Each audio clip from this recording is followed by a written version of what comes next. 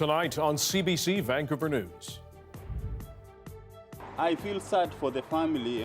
4 people found shot dead inside a Richmond home. What we know and the answers we're still looking for. Also, anything that'll keep people alive is going to help, right? how a new van in the Fraser Valley could save lives. And the road was not easy, but I mean, we're really grateful. years of training and weeks of COVID tests, Team Canada sets off for Beijing. This is CBC Vancouver News.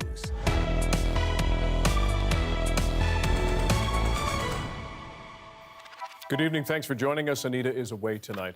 We start in Richmond at a disturbing scene. 4 people shot to death in a home. Police were called to the scene late last night, but we've since learned the bodies have been there for days. Our John Hernandez joins us from outside the home tonight. John, when exactly did this shooting take place? Dan, police believe the shooting happened around 7 p.m. on Monday night, and that does coincide with what residents in this neighborhood told me today. In fact, many of them absolutely stunned to find out that 4 bodies were found in this home behind me here.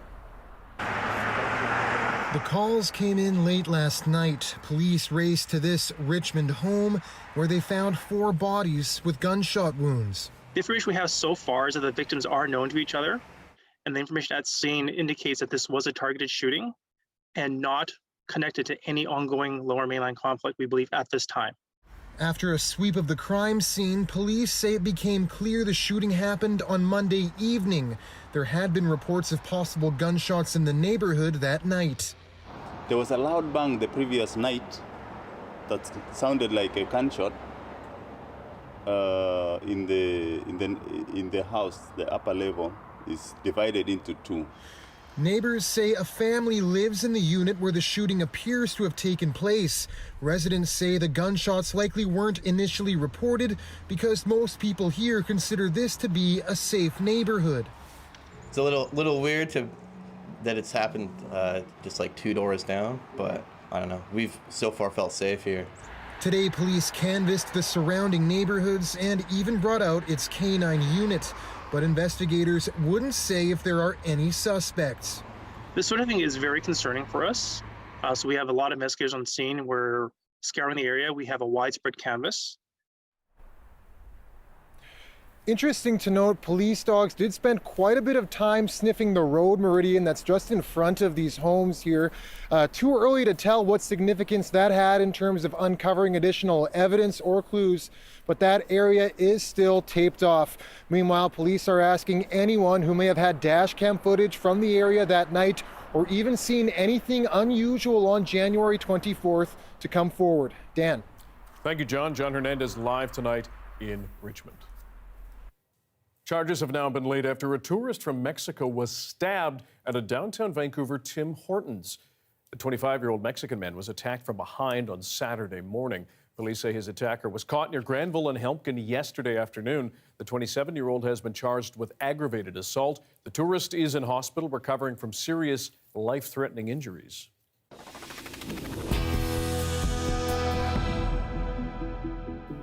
Last fall's devastating flooding in the Fraser Valley killed hundreds of thousands of farm animals. It's disturbing enough to deal with, but now disposing of that dead stock is stirring up outrage.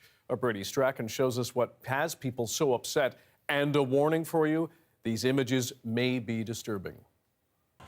Wow. This is getting a little bit hotter. 85 degrees C.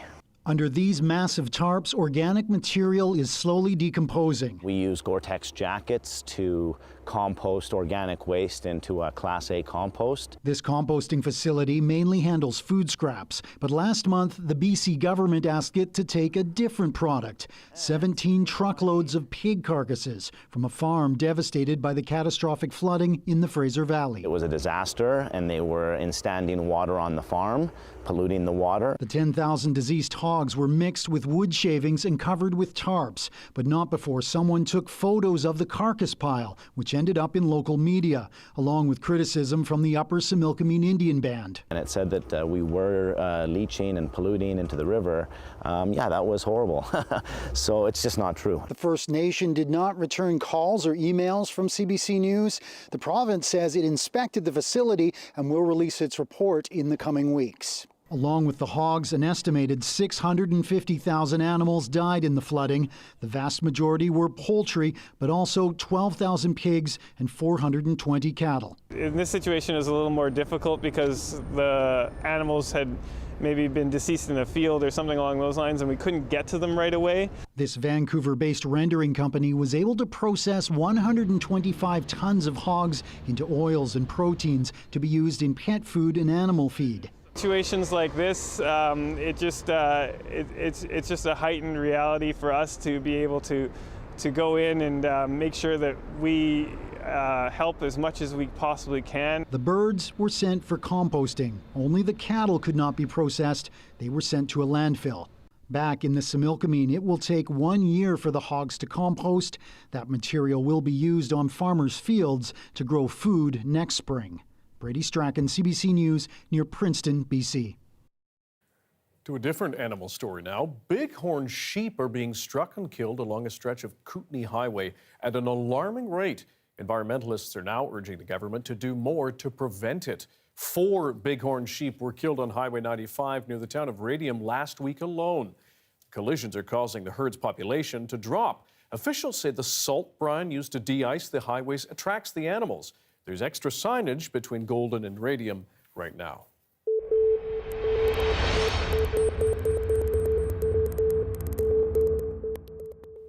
A new mobile overdose prevention service is now open in Abbotsford to try to stop more people from dying from poison drugs. As Beneat Brach reports, this one can meet people wherever they are, but it's sticking to one location for now. Every day, harm reduction workers are here. We allow the experience for people to come to our service and to either inject or inhale substances where we supervise them and provide life-saving service in case of overdose.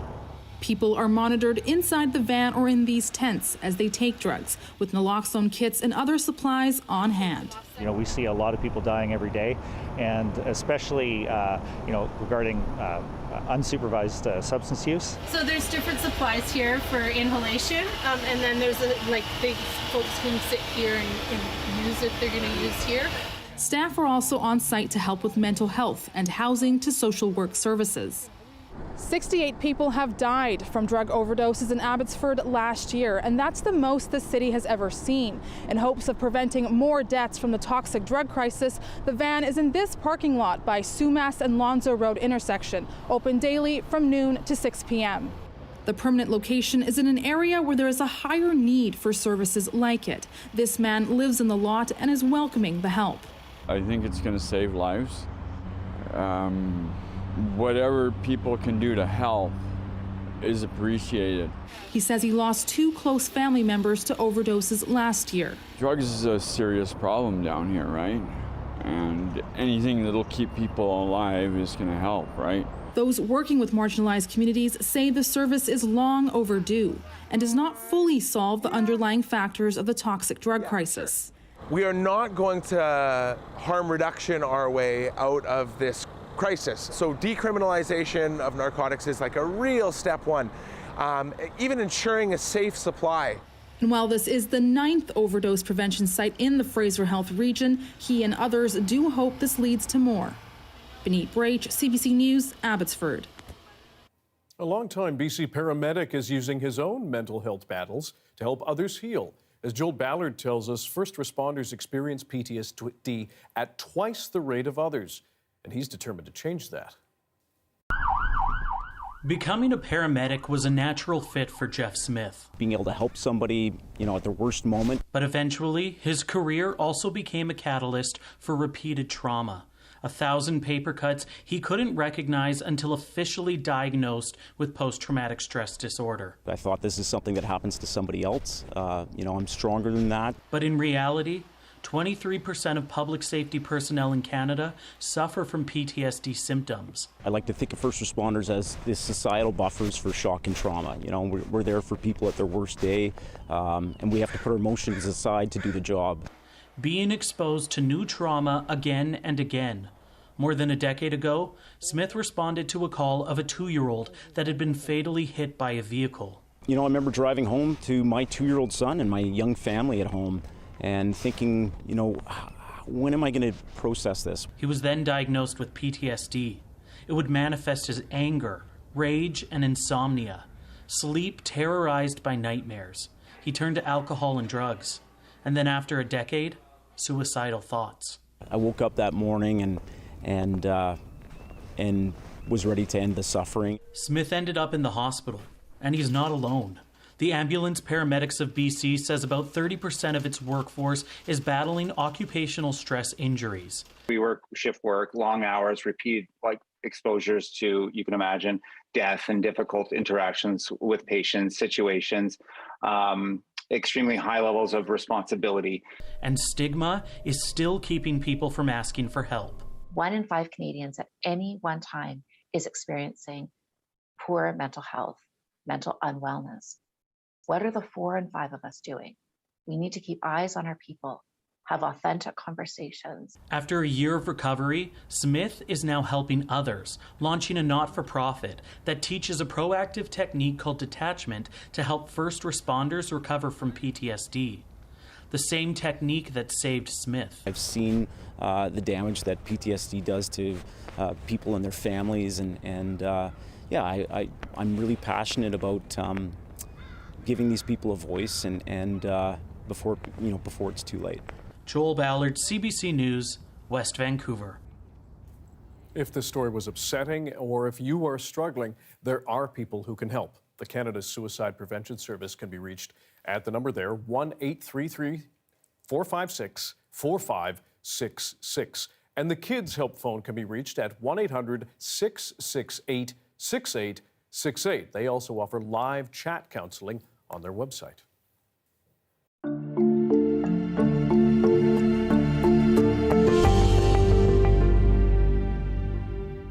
To the pandemic now, the number of people in hospital in BC with COVID-19 has dropped considerably in the last 24 hours. It's down 36 to 949. There are also 8 fewer people in critical care, but 21 more British Columbians have died from COVID in the last day. That's the highest daily death toll in more than a year. And it brings BC's rolling average in deaths to 10 per day. The province has also declared outbreaks at 5 other healthcare facilities. With 7 now declared over, the number of ongoing outbreaks is 61. The BC government is now sending COVID-19 rapid tests to childcare providers. 250,000 tests will be sent to provincially funded daycare centres directly. The province says the take-home test will be delivered by mail and are to be used by childcare professionals with COVID symptoms. Officials say the tests are meant to help reduce the impact of the virus on their operations. BC's first 4 Indigenous justice centres officially opened today. We understand that legal issues do not happen in a vacuum. Our people are faced with housing, mental health issues, addictions, and we try to be a resource to help them. The new centres are in Prince Rupert, Prince George, and Merritt, as well as a virtual centre online.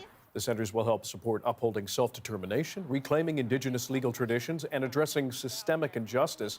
The goal is to facilitate connections to supports like elder guidance, housing, mental health and addictions treatment, and employment. All this in addition to providing legal advice and representation.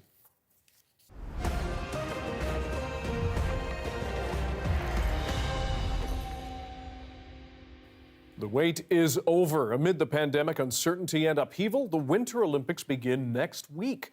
For athletes, it's time to set off for Beijing. Our Renee Filipponi caught up with some members of Team Canada at YVR as they take on what has already been a challenging competition. After years of training and weeks of COVID tests, Team Canada is on its way to Beijing. For these Olympic medal-winning sisters, these games are like none other. The road was not easy, but we're really grateful to be able to go to this Olympic, and we're gonna have fun. So we're really excited. For the rookie on the Moguls team, it feels surreal. I don't think it's hit me yet, and I think that this is the goal that I've been waiting for so long, and now it's here, so I'm just going to enjoy every moment of it. It's been a road full of stress and sacrifice to stay healthy and avoid COVID. This coach went to big lengths between international qualifiers. Even when I come home, I don't go to my house. I have young kids that are in school, and so it's been a lot of precautions for us. Team Canada was given its own check-in counter, and once through security, their gate was cordoned off from the public. To keep athletes safe, the Canadian Olympic Committee has chartered this flight to ensure social distancing. N95 masks will be worn, and everyone on that plane will have had an additional COVID test today. The athletes waiting to board en route to fulfilling their Olympic dreams want to focus on the sport. This isn't a surprise. These athletes have been through this for the last 2 years, and they're willing to take those precautions because these are the Olympic Games, and this is where they want to shine. But before they take off, there is a blessing from 2 elders from the Musqueam First Nation. We said prayers while we were doing it, blessing and hoping that they get there safely, back home safely, and that they do really good in their games. Just the start of a long journey many on this plane hope will end on the podium. Renee Filipponi, CBC News, Richmond. The Olympic Winter Games Beijing 2022, as we said, just over a week away. And CBC is Canada's Olympic broadcaster and the place to be leading up to the opening ceremony on February 4th. You can watch it on CBC TV, CBC Gem, CBC.ca, and the CBC Sports app beginning very early on Friday, February 4th, 3:30 a.m. Pacific time, and live at 4 a.m. Pacific on CBC News Network. The search for the Canucks' next general manager is over. The team has hired 47-year-old Patrick Alvin, who becomes the first Swedish GM in the NHL. Obviously, to be part of the Vancouver Canucks too, and a lot of Swedish alumni players there. You see up in the ring of honors there what they mean to the franchise over the years. So I'm extremely excited and honored and proud to be part of Vancouver Canucks here moving forward.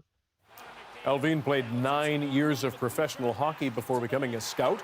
He spent the past 16 years as a scout and then assistant GM with the Pittsburgh Penguins, where he was part of 3 Stanley Cup championships. He and now Canucks president Jim Rutherford worked together for 7 years in Pittsburgh. Rutherford says his attention will now turn to supporting staff, finding a new practice rink, and upgrading team facilities.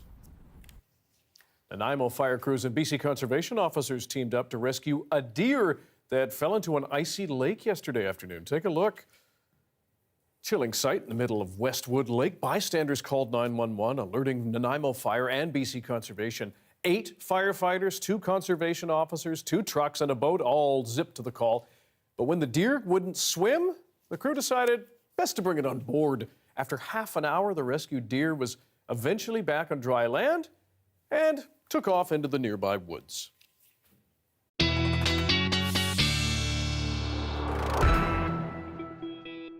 Meteorologist Johanna Wagstaffe joins us now with the forecast. That looked very cold at Westwood Lake, Jo. It did look cold.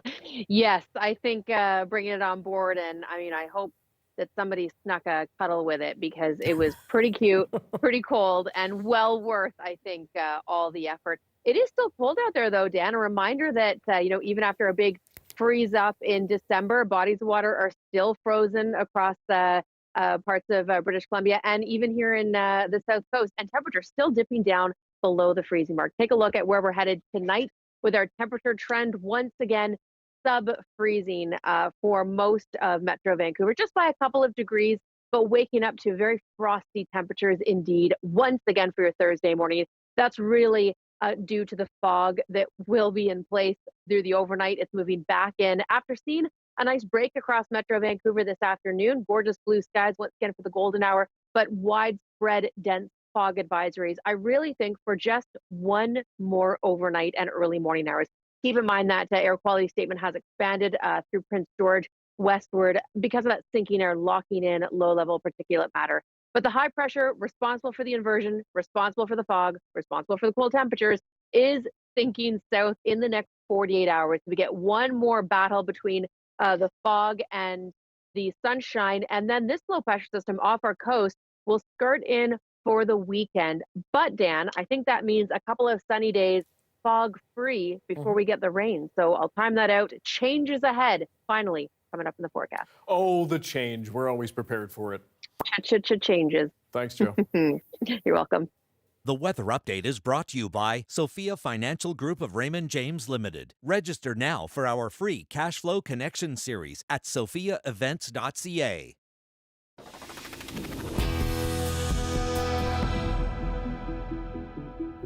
Yesterday, we shared with you another painful revelation at a former residential school in BC.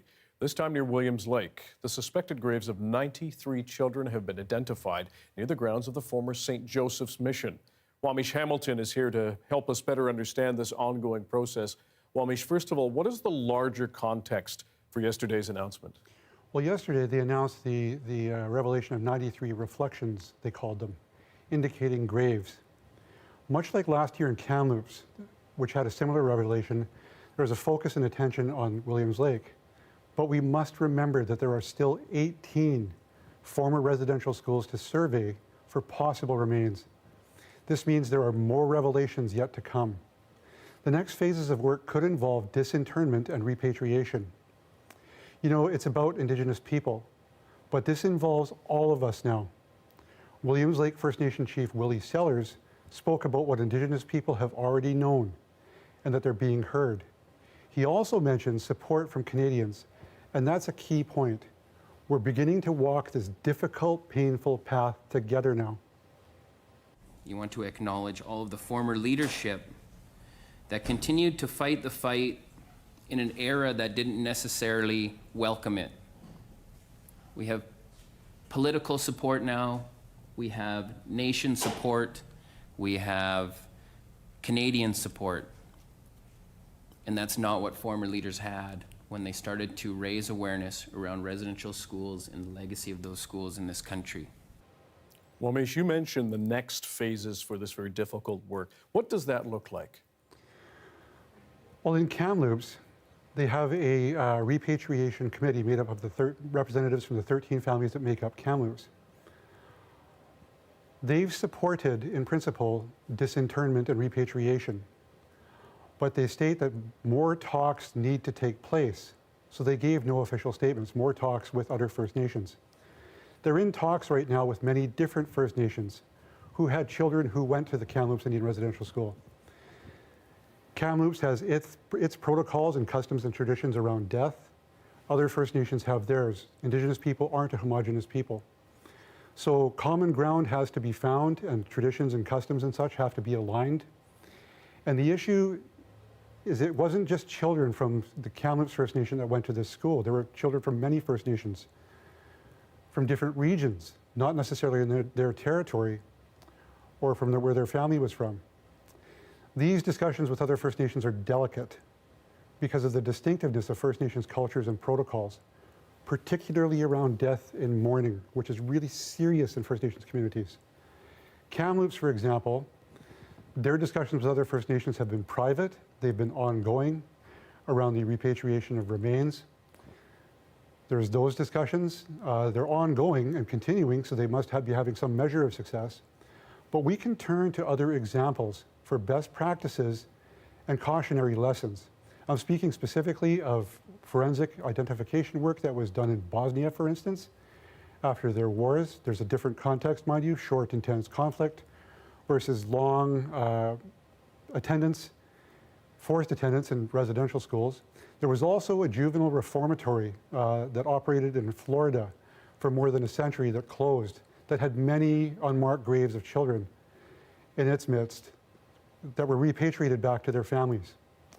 But most significantly, and recently as in last year, there was the repatriation of Indigenous children who died while attending the Carlisle Indian Industrial School, a military boarding school in Pennsylvania. In this case, there were 10 Indigenous children that were disinterred and returned home to their families and their nations who had advocated for this for years. It's believed many died in the early 1900s. There are lessons and takeaways and important lessons here, but it will take place at its own pace. Wamish Hamilton, thank you. Thank you for having had me on. This topic can be upsetting. If you or someone you know is looking for support, you can turn to the National Residential School Crisis Line at 1-866-925-4419. It operates 24 hours a day, 7 days a week, and is available for survivors and their loved ones. Interest rates in Canada aren't going up just yet, but the federal government is warning Canadians to be ready, though. That story's next.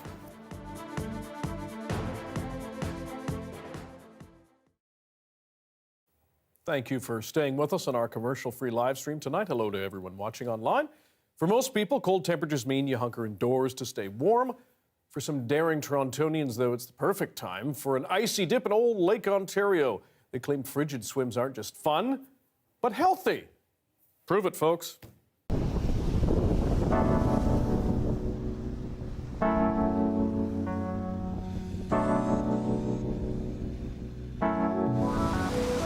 What are we doing here today? So we're going to go for a swim.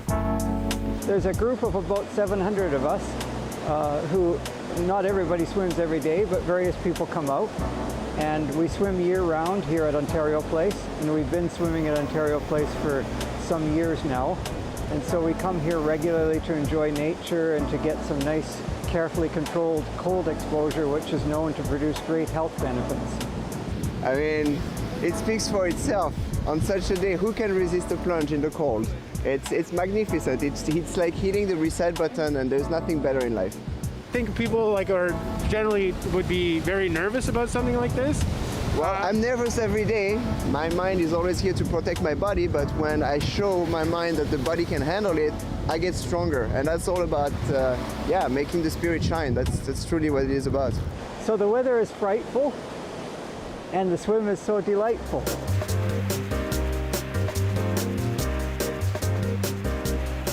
You get a really wonderful feeling from the cold exposure, and it's kind of a healthy burst of cold energy that kind of gives you this rush, and it's a wonderful way of acknowledging the world in which we live, you know, and the precarious nature of our own existence is kind of, you come in with this sublime feeling that's both exhilarating and terrifying in a way, and in some sense it brings us closer to nature, I think. How are you feeling? Good. I feel refreshed. It's like a rush of dopamine that you get from doing this. It's almost addictive. Getting your socks on afterwards, it's the hardest part. No, this is something really amazing. First time seeing it, and hats off to these guys.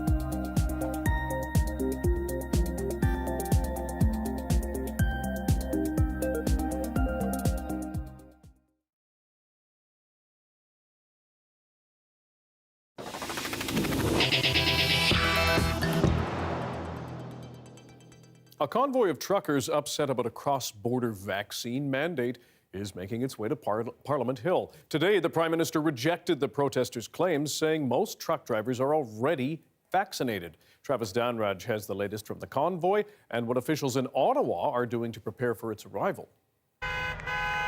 On the road, on a mission. Truckers passed through Thunder Bay today with sights set on Ottawa. Supporters greeting them along the way again. The blanket mandates go against our human rights.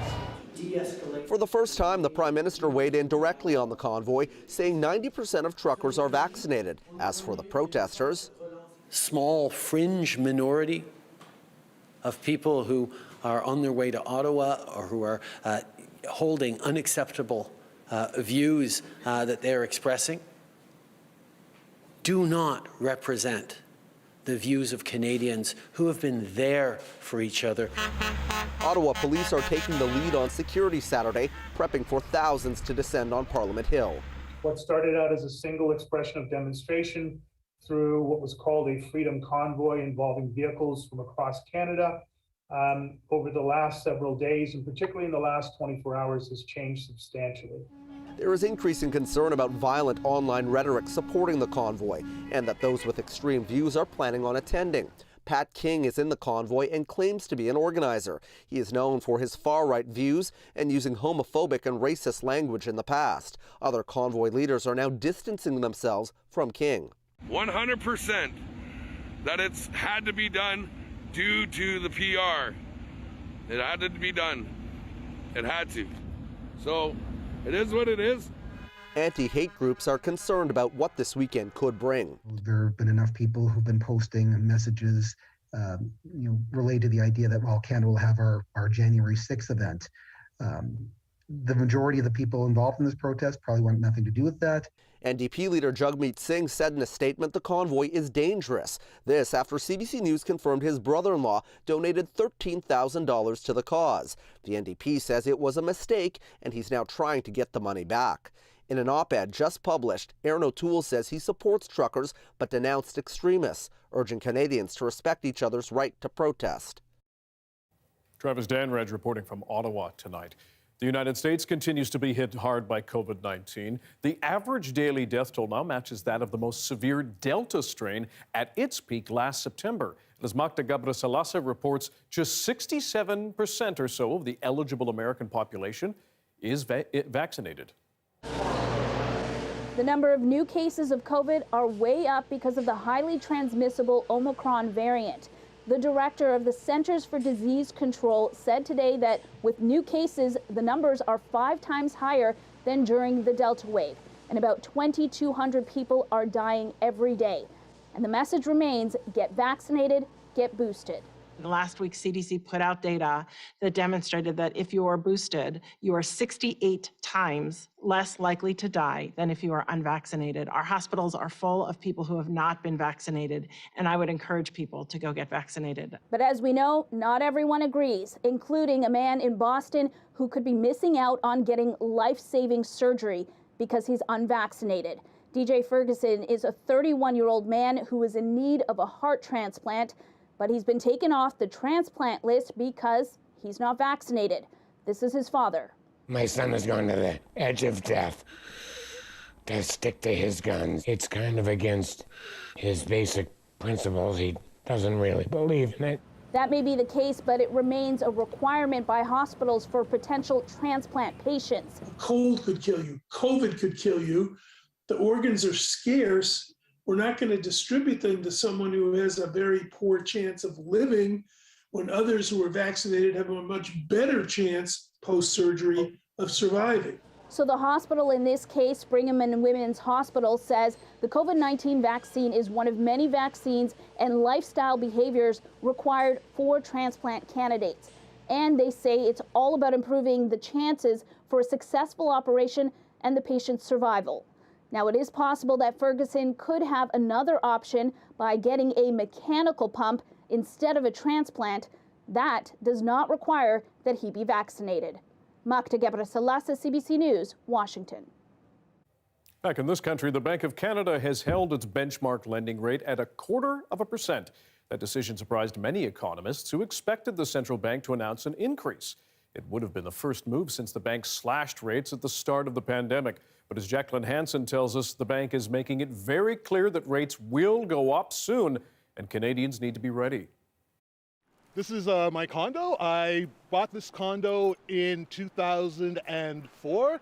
I live on the second floor. Like so many Canadians, Adrian Howell has both a mortgage and a line of credit. I'm just concerned that if interest rates go up too fast, too quickly, then it's going to be harder to service all that debt. The Bank of Canada made it clear today higher interest rates are likely coming soon. We're signaling to Canadians that they can expect a rising path for interest rates. Because now it says the risk has shifted from COVID cooling off the economy to inflation getting too hot. Interest rates need to increase to control inflation. The central bank still largely blames global factors for inflation, from supply chain disruptions to weather events. It expects those to ease later this year, but demand pressures could build in Canada too. The economy is going to continue to grow and demand is going to continue to increase. That is going to create an environment for domestic inflationary pressures to grow. If Canadians expect prices to keep going up long term, that could also fuel inflation further. And that's when you get into that vicious inflationary cycle where people spend and spend because they don't want it to be more, expensive in the future. House prices have also soared over the course of the pandemic. Low interest rates are one factor behind it, but also supply is at a record low. We are having a housing shortage. This mortgage broker says higher rates won't help with that, but she still expects budgets to get squeezed.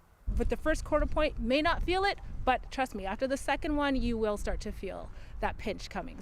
Howell wants to avoid feeling that pinch. I have a little bit more time to sort of do some comparison shopping, but I'm definitely going to lock my rate in. The Bank of Canada's next interest rate decision is just 5 weeks away. Jacqueline Hansen, CBC News, Toronto.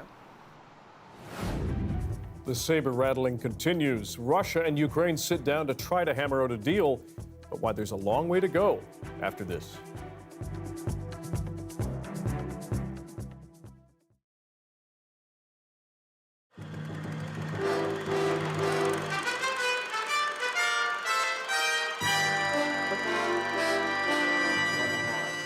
We may want to go higher than that. About 60 people showed up at the meeting to hear what the officials had to say about the Bennett Dam. The high levels of water last year in NWT were blamed on the amount of water released from the dam almost 1,100 kilometers away in British Columbia.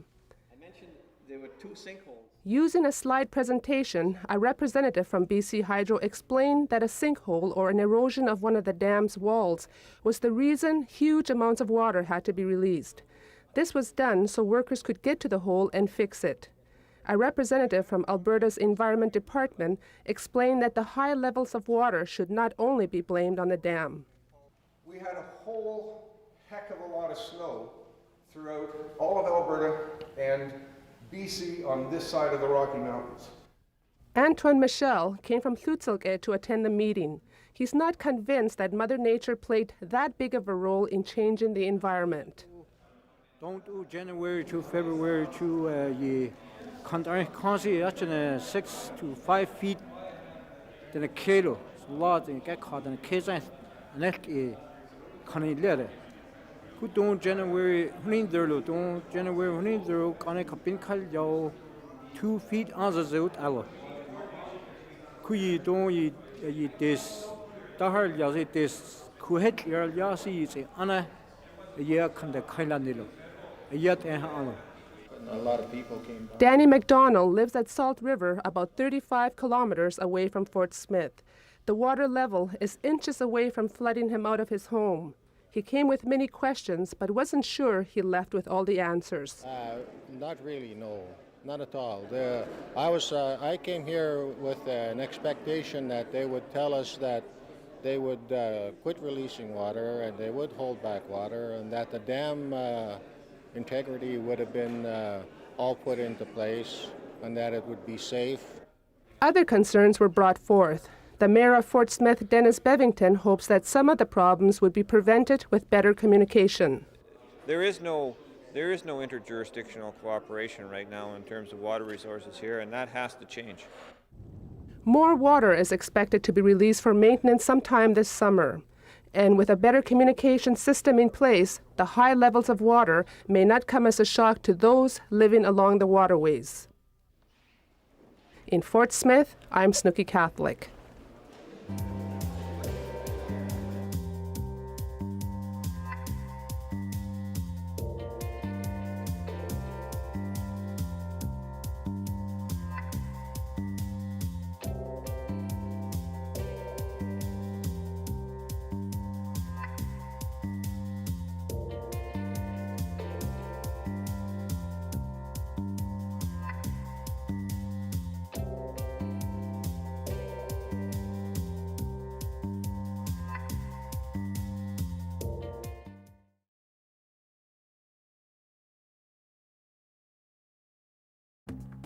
Here are some of the stories we're following tonight for you on CBC Vancouver News.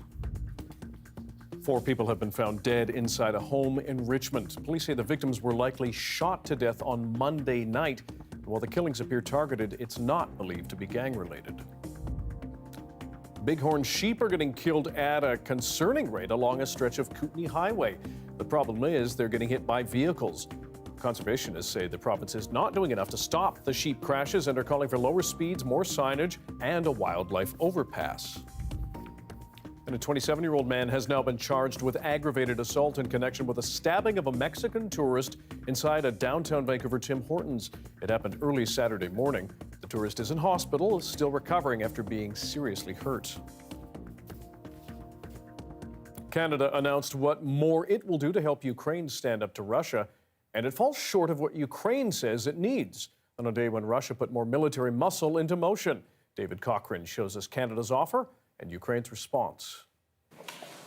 The Prime Minister and his cabinet met to consider Ukraine's request for weapons, training, and sanctions, choosing to meet just some of those needs. I've authorized the Canadian Armed Forces to deploy 60 personnel within days to join the approximately 200 women and men already on the ground. That number could grow to 400 as part of Operation Unifier, an ongoing mission to train Ukrainian troops that will now be extended for 3 more years. This is not a combat mission, this is a training mission. A boosted training mission, support to deal with cyber attacks, and military equipment such as body armor and surveillance technology, but not the weapons Ukraine requested. We know that the solution to this tension must be diplomatic, not military. Canada has always been the strongest ally of Ukraine until today.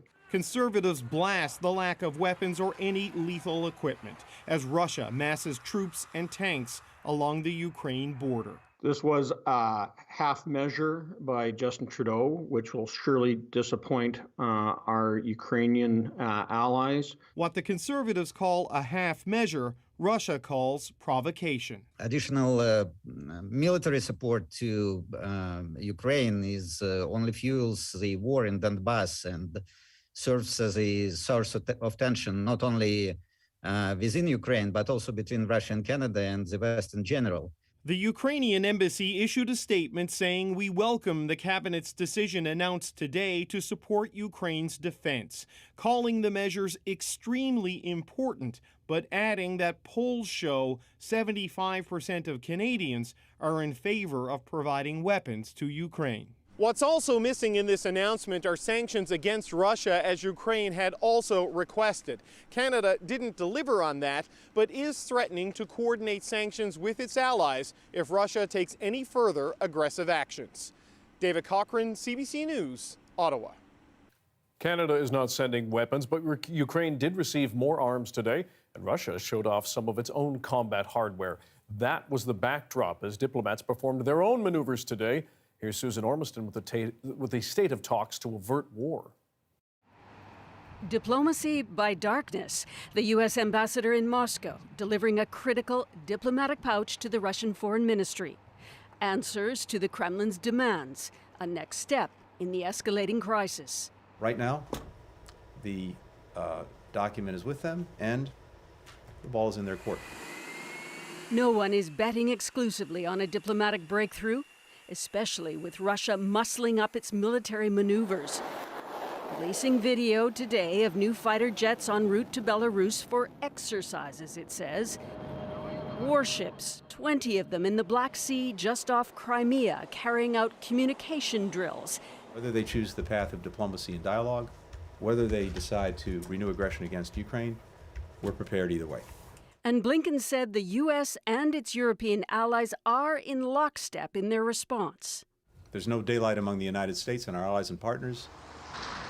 But the key Russian demand to bar Ukraine from NATO membership, still not negotiable. NATO sent its own response to Moscow today. There is no secret that we are far apart and that there are some serious differences between NATO and Russia. Which leaves a diplomatic solution fragile. Russian rhetoric has been extraordinarily belligerent. It's not clear to me that the Russians really have a way of getting down the extremely tall flagpole that they have climbed up on without military action. While Russia crafts its reaction, Ukraine takes delivery of more U.S. military assistance to bolster its defense. In another development, Russian and Ukrainian envoys agreed to recommit to a ceasefire in a divided part of eastern Ukraine and meet again in 2 weeks. But the big question is, what will President Putin do next? Will he respond publicly? The U.S. isn't waiting, considering now whether to send more troops to countries surrounding Ukraine even before an invasion. Susan Ormiston, CBC News, Washington. At 6:44, there's a live look at Revelstoke tonight. And yes, the train arrived just on time. Hard to stop a train. Looking very wintry there indeed. The fog is set to continue tomorrow on the south coast. Johanna tells us for how long after this.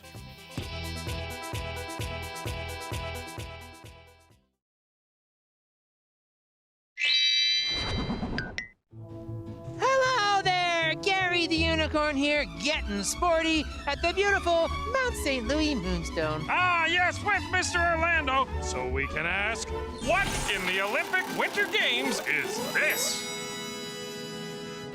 Oh, I know what that is. It's a snowboard high five.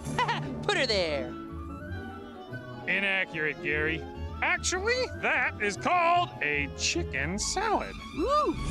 A chicken salad is a snowboard trick where the rider reaches between their legs to grab the heel edge of the board. Now that's what I call one gnarly move, brah. I don't know, Mr. Orlando.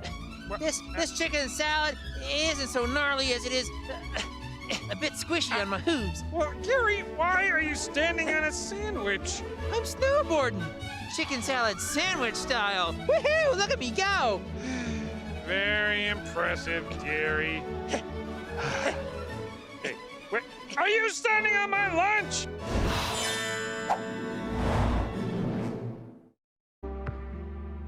Everybody's always looking for where do they belong in the world, and that was a place he belonged, right?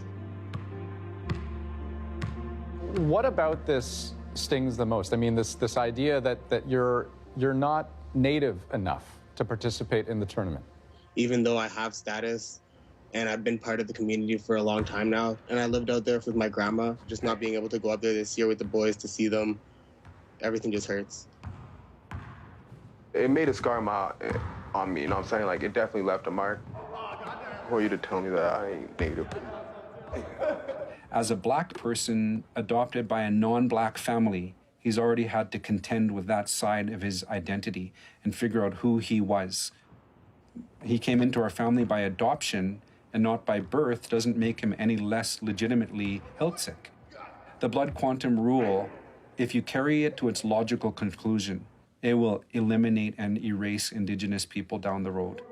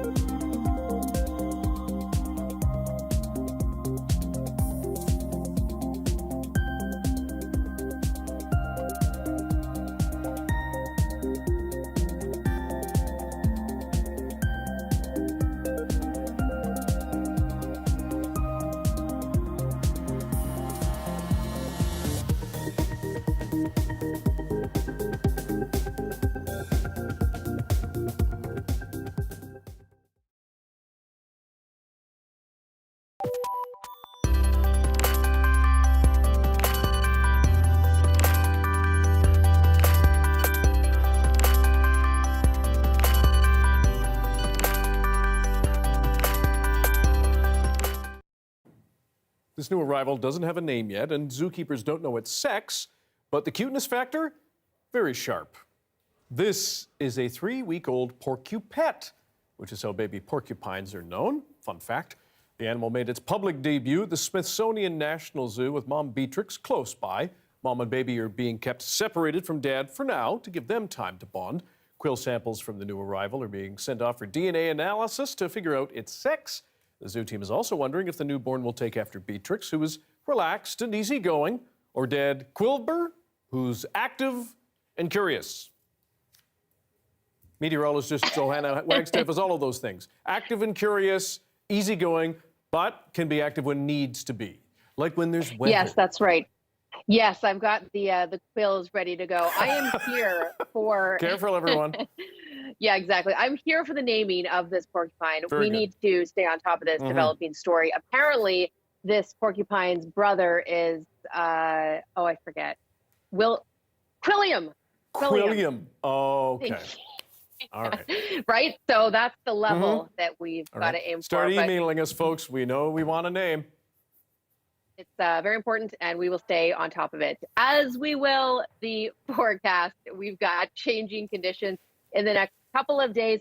High pressure sticking around for once more into the fog, as they say. Let me start you off with the current temperatures, though. Across the country, we're still seeing the Arctic air into parts of central Canada, but notice it's retreated a little bit.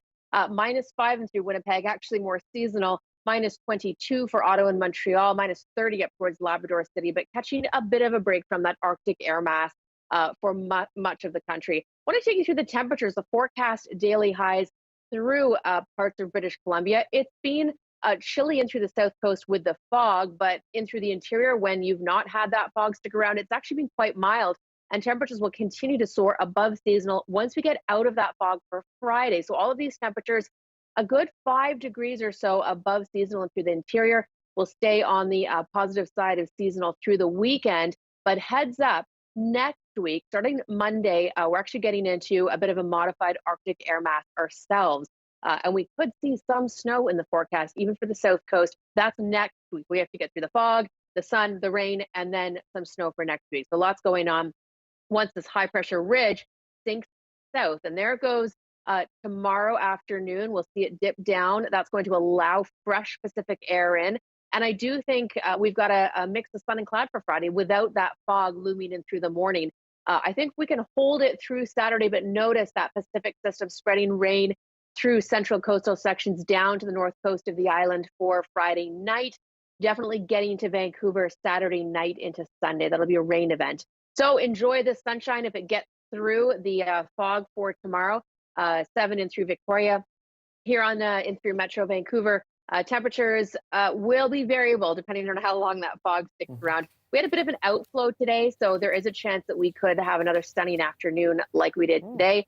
And then after that, Dan, things are changeable. There's the snow just making its way into the long-range forecast on Wednesday. So keep you posted on that and the porcupine name. Yes, indeed. In fact, we've got 2 suggestions from our lovely colleagues in the control room. 3, actually. Okay. Quill Murray. That's pretty good. It's not bad. Quilcy Jones, a bit more of a thinker on that one. Ooh, yes, like it. And lastly, Quilton Tarantino. That's the one. That's the one. All right, you tell Beatrix and we'll get a plaque made up. It'll be great. Okay, done. Thanks, Joe. You're welcome. You've probably told your kids at one point or been told yourself, get out of my house, go play in the snow. Well, this kid had some serious fun outdoors. His story behind his igloo creation. Next.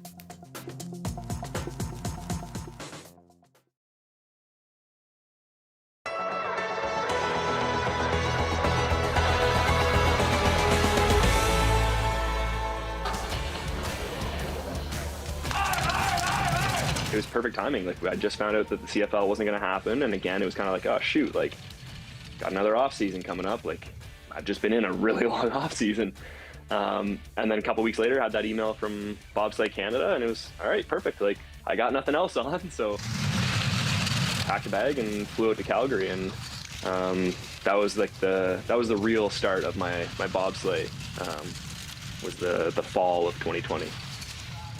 An ideal athlete for both sports would be relatively tall. Like a lot of the guys I'm surrounded by in the bobsleigh world are over 6 foot, 210 to 225 pounds. And for football, it's my position as a DB, like that's a pretty good build. And you want that, like both sports want that like strong, explosive, fast athlete. Trouble, Johnson can't get to him. Now Cornelius down the field, and that's going to be picked off. And that's going to seal it away for the Riders. Dearborn is going to get this, seals the deal, and locks up home field. Yeah, some of the guys were like pretty impressed and pretty shocked, and like throughout the season, I don't walk around telling everybody. It's not really my thing to be going around bragging, but even by the end of the year, I would still get kind of stopped in the hallway or stopped in the locker room or whatever, be like, hey, like so-and-so said you did bobsleigh? Like, I'd be like, yeah, like, and they'd ask me a couple questions about it, and I'd try to fill them in as best I could, but yeah. Jay Dearborn is the new guy, CFL guy. Yeah, right now, I'm super excited just to get there and see the facilities and see like the athlete village, and I'm really excited for the opening ceremonies. And I know like a big part, it's pretty similar, a big part of what brings me joy out of playing football is sharing that experience and sharing that world with my family and my close friends. It's a totally different experience for me on the football field when I know I've got like my family in the stands watching, and that's what really gets me excited about playing. Tied for the most four-man medals. Good job, man. Right now there's no football on, so like I'm kind of hoping that I can draw on all these Riders fans who normally have their favorite players here and there. Or they cheer for this player, or they cheer for that player, and those guys aren't playing right now. So I'm kind of hoping I can sort of take it all in, take in all the support from yeah, all over Saskatchewan and everywhere.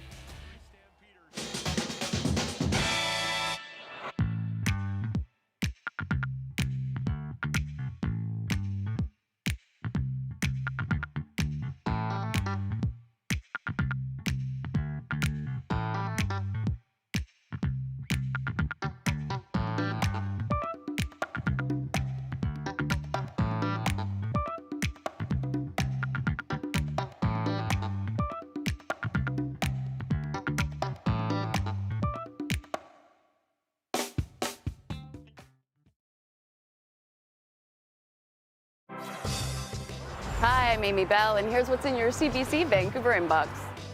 Get Metro Vancouver news that matters to you all in one place with the free CBC News app.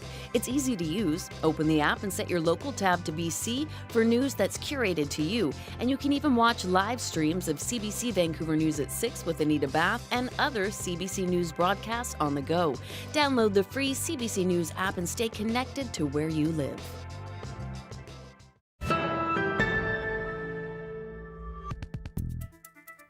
Happy days this winter for a little boy on PEI who takes us inside a custom-built igloo in his own backyard. It was designed with the help of his mom, who also helped build in a nighttime light show.